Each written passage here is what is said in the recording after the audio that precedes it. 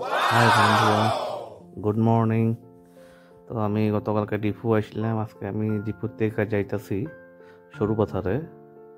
তো এই বাড়াইলাম সকালবেলা হাইটটা যাইতাছি। এটা হলো ডিস্ট্রিক্ট কমিশনার অফিস ডিফু, দেখে নেন।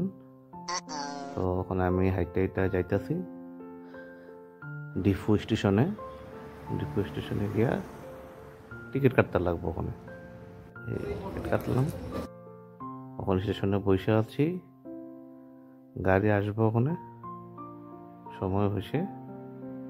তাই এই ডিপো স্টেশন গাড়ি আসার সময় হচ্ছে, টিকিটটা কাটটা নিবা, টিকিটটা দরকার।